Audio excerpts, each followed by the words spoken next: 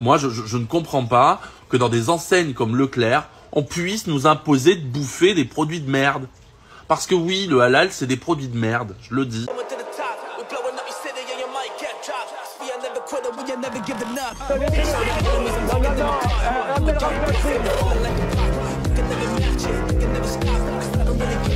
Vous fumez, monsieur?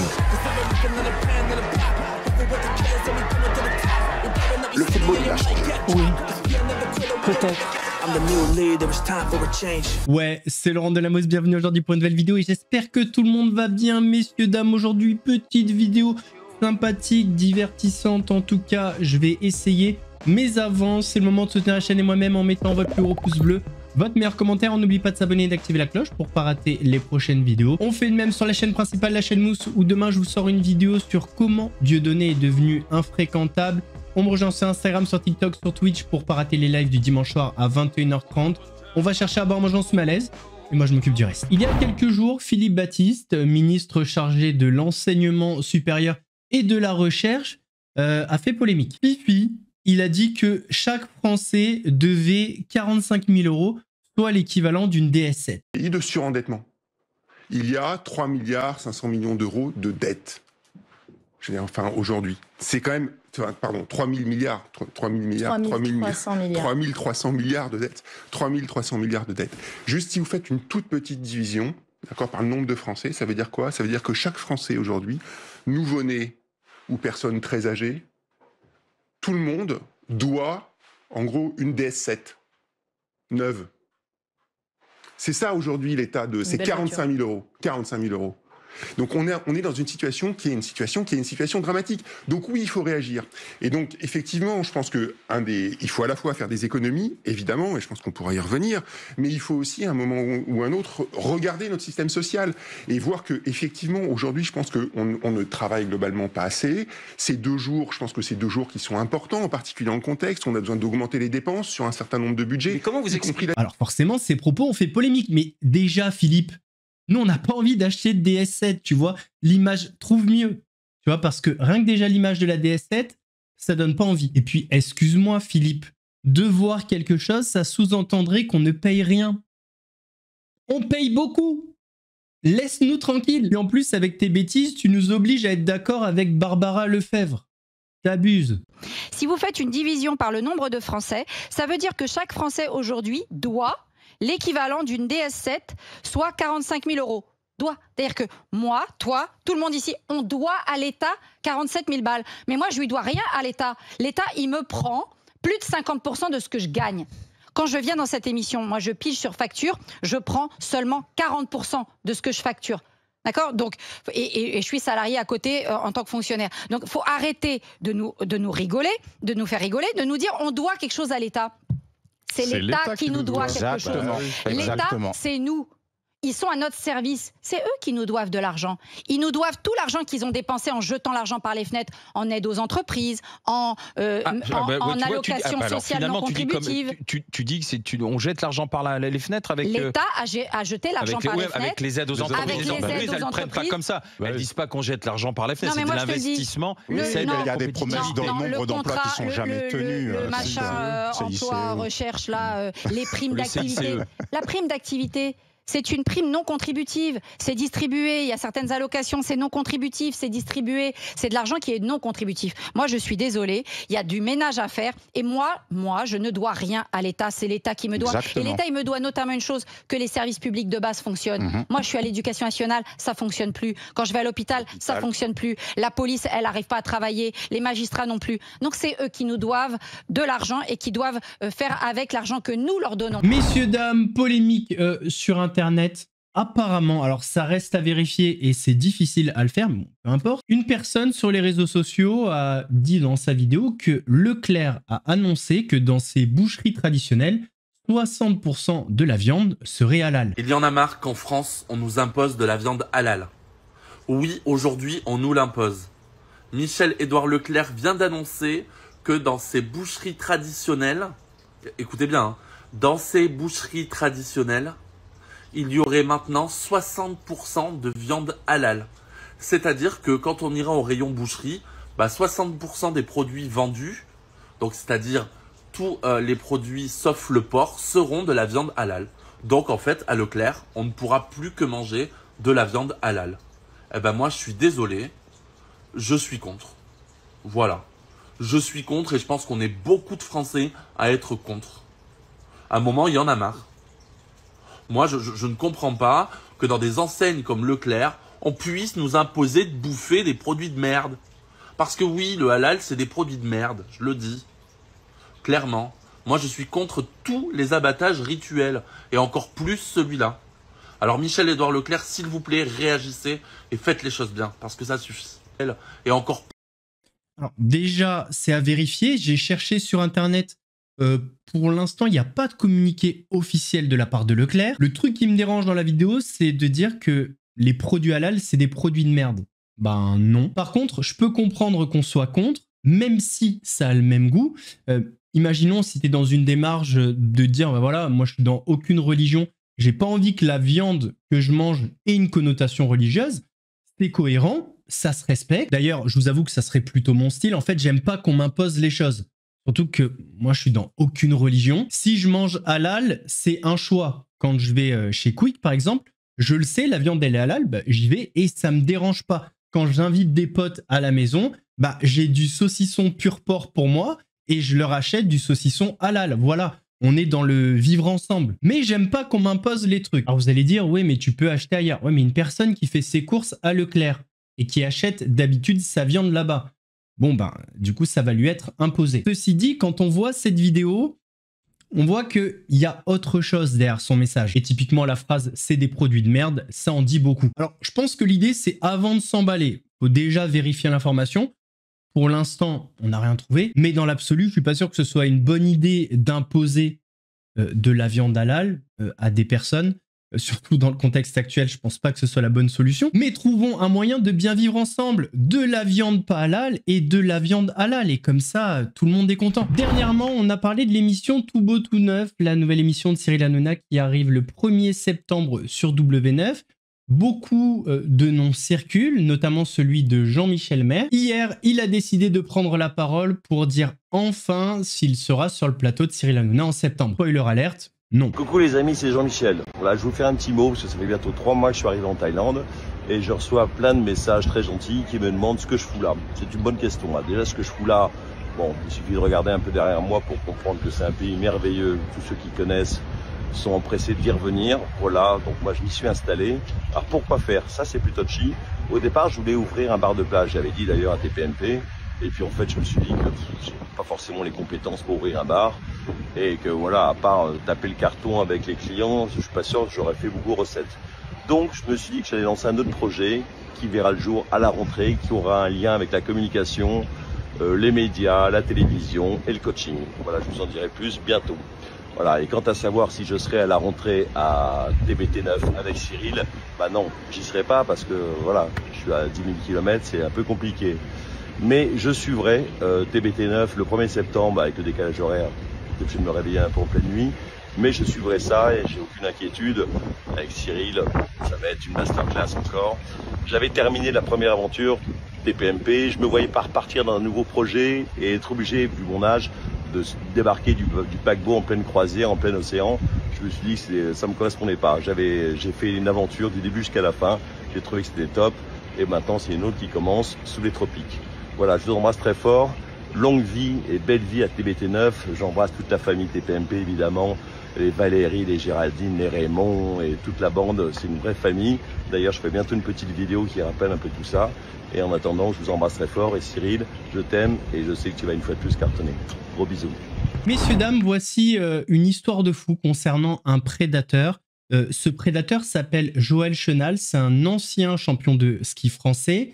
Et il a fait pas mal de victimes dans le milieu du ski, un milieu où il aurait régné une certaine omerta. Alors d'habitude dans ces affaires, les prédateurs font tout pour ne pas donner d'interview. Eh bien dans ce cas-là, c'est bien différent puisque Joël Chenal a décidé de répondre de ces accusations. Préparez-vous, c'est assez énervant. Sa renommée, il l'a gagnée sur les pistes de ski. Joël Chenal, vice-champion olympique de slalom géant, est aujourd'hui dans la tourmente. Accusé par une douzaine de jeunes filles mineures de harcèlement, agression sexuelle et visé par une plainte pour viol. Adrien Duvillard, lui-même ancien skieur, est encore sous le choc. Sa fille vient de lui révéler qu'elle aurait subi les avances de Joël Chenal en 2017. Elle avait alors 17 ans. Il reçoit un petit message par Snapchat.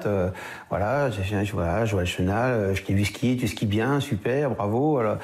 Et puis après, on voit une photo de lui, puis après une photo de lui, en tenue dedans, quoi. Et donc là, quand elle a vu ça, elle a coupé net. Et heureusement qu'elle a le caractère pour couper net. Il lui a envoyé des photos de lui nu. Oui. Auréolé de son statut de champion et d'entraîneur, Joël Chenal aurait contacté sur les réseaux sociaux de très jeunes skieuses, croisées sur les pistes, comme cette sportive, 13 ans à l'époque, qui tient à rester anonyme. J'étais trop contente qu'un champion olympique me parle, quoi. C'était un peu un rêve de gamine. J'ai reçu des photos de lui nu. Regarde, je t'ai fait un petit cadeau. Est-ce que tu peux m'envoyer une photo comme ça de toi ? T'es très jolie. J'ai été très choquée, très surprise de recevoir ça. Là, je me suis vraiment dit qu'il y a quelque chose qui était vraiment pas normal. Aujourd'hui, pour la première fois, Joël Chenal répond à ces accusations face caméra. Il nie les agressions et le viol, mais reconnaît le harcèlement et les messages envoyés. Je sais que j'ai fait du mal. C'était une période très difficile pour moi et noire que j'ai eue pendant ces années. Donc voilà, j'aimerais demander pardon. Je me suis soigné, j'ai fait tout ce qu'il fallait, je me suis remis en question. J'ai fait une thérapie. Le harcèlement, oui, les messages, oui. Mais voilà, pour l'instant, moi je sais ce que j'ai fait, j'ai jamais agressé, donc voilà. Ces victimes dénoncent l'omerta qui aurait régné sur ses agissements pendant des années. Joël Chenal a l'interdiction d'exercer son métier d'entraîneur. Une enquête préliminaire a été ouverte par le parquet d'Albertville. Nouveau rebondissement dans l'affaire Marcus Dia, Nabil Flix, Werenoi. Comme je vous en ai parlé hier, Marcus Dia a fait une vidéo pour montrer comment Nabil Flix manipule des audios pour remettre toute la faute sur la maman de Werenoi. Il y a eu des rebondissements. En fait, Nabil Flix a répondu à ces accusations. Mais avant de vous mettre sa réponse, il est important de préciser que ce que vous allez voir, c'est une deuxième partie. Il y avait une première partie, mais cette première partie a été supprimée. Et d'après Marcus Dia, cette première partie a été supprimée parce que Nabil Flix a fait une erreur. Dans cette première partie, il aurait montré qu'il est dans le même camp que le producteur de Werenoi, ce qui donne du crédit à la version de Marcus Dia sur la manipulation. Pour commencer, jusqu'à preuve du contraire et contrairement à toi, moi je n'ai encore raconté aucun récit, je ne me suis pas prononcé, mais ça ne serait tardé. J'ai dit que j'allais sortir un documentaire sur ma chaîne YouTube, documentaire qui n'est pas encore sorti, donc j'avoue que je ne comprends pas de quel récit tu me parles juste. Jusqu'à présent, je vous ai simplement teasé mon futur documentaire en vous mettant des petits extraits d'audio. Bien entendu que je ne vais pas vous mettre l'intégralité des audios sur TikTok, sachant que chaque audio fait plus de 20 minutes. Regardez par vous-même. Je peux pas vous dire mieux, les vidéos sont toujours sur mon TikTok, il n'y a aucun récit. Si ce n'est des petits extraits par-ci, par-là, je vous donne quelques indications. Et ceux qui me suivent depuis longtemps le savent, c'est ma façon de faire, c'est ma façon de teaser. Par contre, quand vous allez voir mon documentaire, si à la fin du documentaire, il y en a un qui me dit j'ai pas compris l'histoire, c'est impossible. Il a dit oui, il a recomposé des phrases. Mais c'est complètement faux. T'es un menteur né. Ou dans ce cas-là, prends une phrase que moi j'ai postée et montre-nous que la phrase a été modifiée. Là oui. Mais tu ne peux pas me reprocher de ne pas avoir mis les audios dans son intégralité, sachant que si tu les as, tu sais que chaque audio fait 25 minutes. Et que moi, c'est mon documentaire qui m'intéresse. Donc c'est sur mon documentaire qu'il y aura le vrai contenu. Sur TikTok, je tease avec des petits extraits. Où est le problème? Je comprends pas. Je prends des petits extraits, des extraits qui me semblent pour moi intéressants, pour attirer les gens, afin qu'ils aillent voir mon futur documentaire, tout simplement. Et ça marche. Je ne me suis même pas exprimé. Mon documentaire n'est même pas sorti. Je vous ai mis quelques petits extraits. Regardez tout le bordel que vous êtes en train de faire. Je suis trop fort. Ensuite, il a dit, il met à la mère sa voix en accéléré, comme ça, elle paraît méchante. Mais, s'il vous plaît, c'est quel teubé ça? Dans ce cas-là, mes vidéos à moi, que je mets en accéléré aussi pour gagner du temps, parce que sur TikTok, il faut des formats courts et que moi, je parle beaucoup. Donc moi aussi, je me fais passer pour un méchant quand je mets ma voix en accéléré. C'est tout simplement pour le temps, pour pas que ce soit trop long pour les gens. On n'est pas sur YouTube, là. C'est d'une débilité totale, à l'image de Marcos Diaré, amateurisme. Pour finir, il parle de mise en scène trompeuse pour alimenter une propagande sur les réseaux sociaux. Mais sache que moi, mon documentaire n'est même pas encore sorti. C'est toi qui enchaînes les vidéos YouTube depuis la mort de Werenoi, non? Alors même que tu ne connais rien de l'histoire et que tu as eu qu'une seule personne dans cette histoire qui Meskina est tellement touchée par le décès de son fils qu'elle a laissé des personnes lui pisser dans le cerveau et la desservir. Donc qui est en train de faire de la propagande sur les réseaux sociaux, toi ou moi? Enfin bref, je vous passe les détails de la vidéo. Il passe du coq à l'âne, ensuite il parle d'une détraquée qui a été condamnée pour homicide involontaire sur sa propre fille et qui m'a harcelé pendant des années et des années. Il vous parle d'elle en essayant de la faire passer pour une victime alors qu'elle a 15 condamnations à son actif. C'est là encore une fois où on voit l'amateurisme du mec. Il a essayé de faire passer cette femme pour une victime alors que toute la Belgique sans exception connaît son histoire. Elle est passée sur tous les plateaux, tout le monde sait que c'est une détraquée. Ah bah ça rassure, hein, ça montre à quel point tu fais tes recherches avant de sortir tes informations. Je termine en te disant, Marcos Jarre, continue à faire tes vidéos et à me faire passer pour la personne que je ne suis pas. Ça m'arrange, car quand mon documentaire sortira, tout le monde se rendra compte à quel point tu pues et tu dis de la merde. Et surtout, tout le monde saura que dans ce game, t'es mon fiston, l'oublie pas. Ah oui, j'oubliais, et tous ceux qui pensent que je suis contre la mer, sachez que vous vous mettez le doigt dans le cas. La mère n'est pas à la mauvaise dans cette histoire. Et là, je suis en train de faire un truc que j'ai jamais fait. Je suis en train de spoiler mon propre putain de documentaire. Donc fermez-la un petit peu et attendez d'avoir mon récit avant d'ouvrir votre boca. Ou alors j'en ai une pas mal. Je vais rien sortir du tout. Moi aujourd'hui c'est bon, j'ai le fin mot de cette histoire, je connais toute l'histoire. Je vais vous laisser comme ça parce que vous êtes sérieusement en train de me casser la tête et dans cette histoire moi je ne gagne rien du tout. Et comme ça vous aurez seulement la version erronée de Alex Chichen cagoulé là. Ce qui est trop bizarre c'est que Nabil Flix il s'énerve alors que c'est lui qui a droppé les audios. Donc si vraiment tu t'en fous de cette histoire, pourquoi t'as leaké les audios? Un sujet dont on a déjà parlé mais qui revient quasi tous les jours.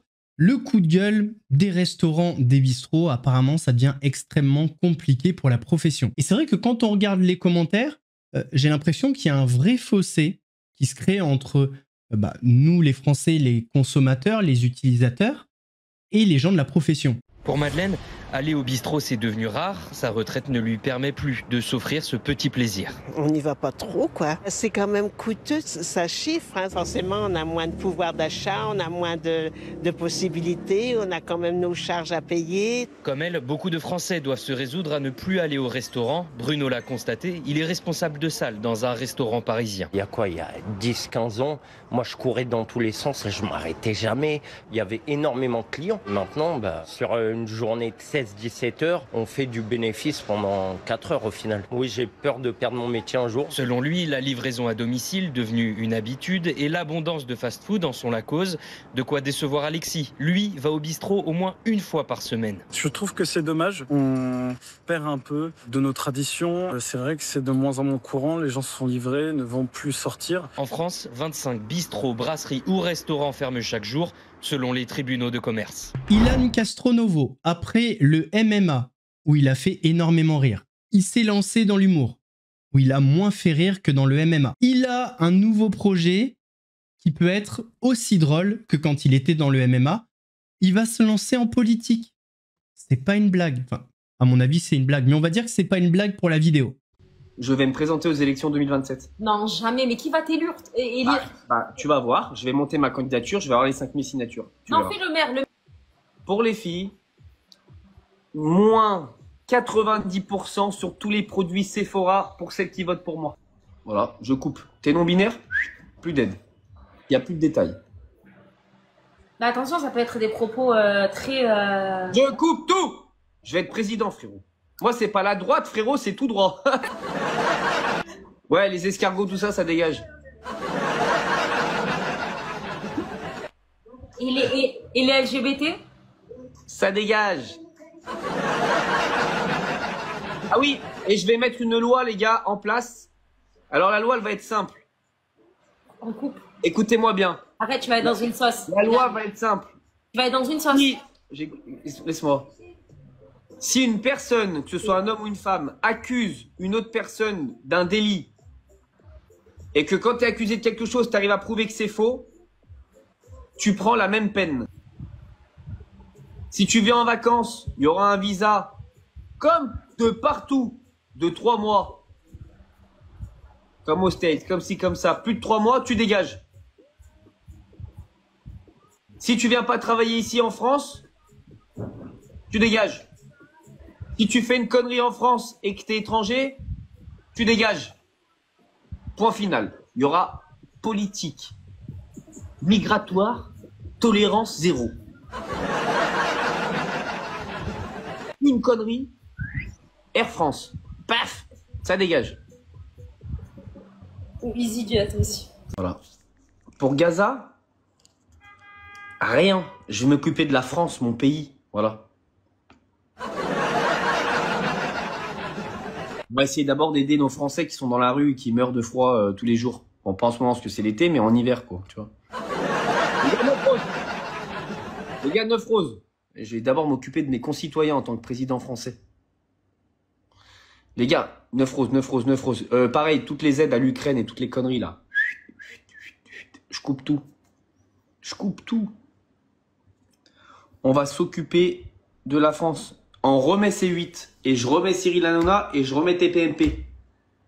Voilà. Ça serait une dictature, mais au moins vous serez au courant, quoi. Je veux dire, c'est pas comme aujourd'hui où c'est une dictature, sauf qu'on ne sait pas, quoi. Alors ça pourrait marcher si on était des concitoyens, mais pas en un seul mot. Genre con, citoyen. Messieurs, dames, on arrive à la fin de cette vidéo. J'espère qu'elle vous a plu. Si c'est le cas, votre plus gros pouce bleu, votre meilleur commentaire. On n'oublie pas de s'abonner et d'activer la cloche pour pas rater les prochaines vidéos. On fait de même sur la chaîne Mousse, la chaîne principale, où demain vous avez une vidéo à 18 h sur Dieudonné. On me rejoint sur Instagram, sur TikTok, sur Twitch pour pas rater les lives du dimanche soir à 21 h 30. On va chercher à boire, manger. Mais je dis de la merde. Nous, on se donne rendez-vous samedi pour une nouvelle vidéo actu. En attendant, prenez soin de vous. Laurent Delamousse vous salue. Je dis n'importe quoi.